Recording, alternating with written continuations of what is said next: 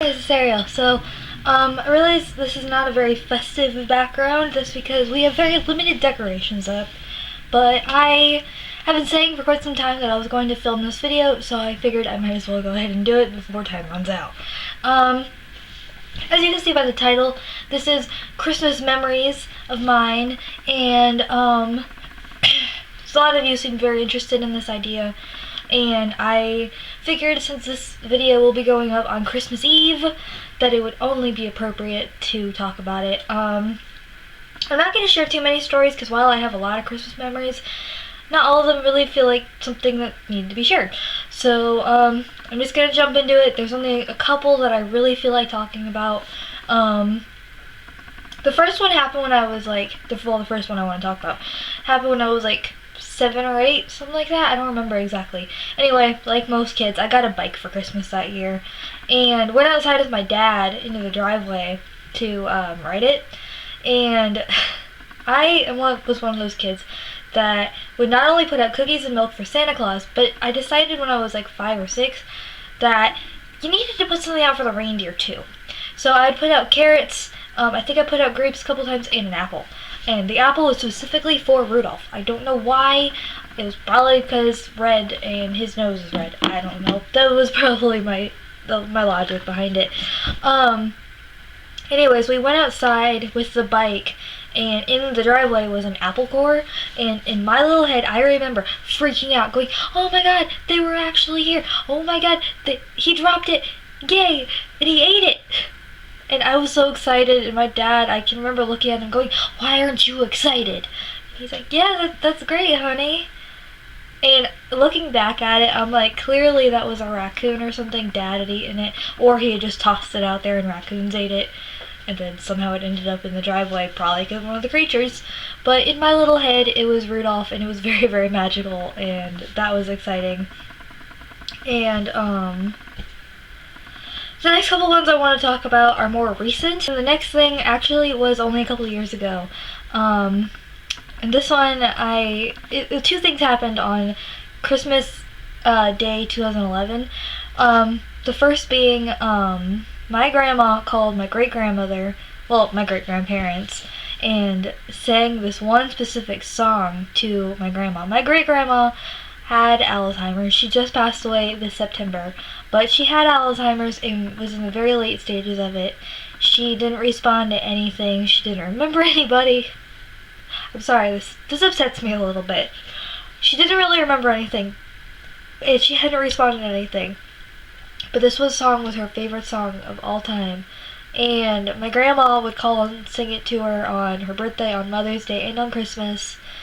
And the song was Delta Dawn by Helen Reedy, I believe, and she hadn't responded to anything.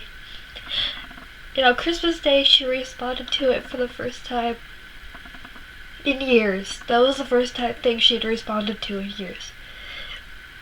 And to this day, I say that's the best Christmas present I ever could have gotten. I'm sorry for crying. Because that day, we were really broke that year, and we couldn't afford presents. Literally, I was thrilled that my family had gotten me an iTunes card and like $5 worth of candy from the dollar store. And then that happened, and I literally cried as soon as Grandma called us and told us that what had happened. And I still remember that I was sitting there watching Brian Starr's interview with Danny Warstop and Andy Biersack. I couldn't remember his name for a second. I apologize for crying. I knew I was gonna cry when I told that story. Anyways, it kind of just drove home to me how meaningful music is, and I thought that was really incredible, and I'll never forget that. And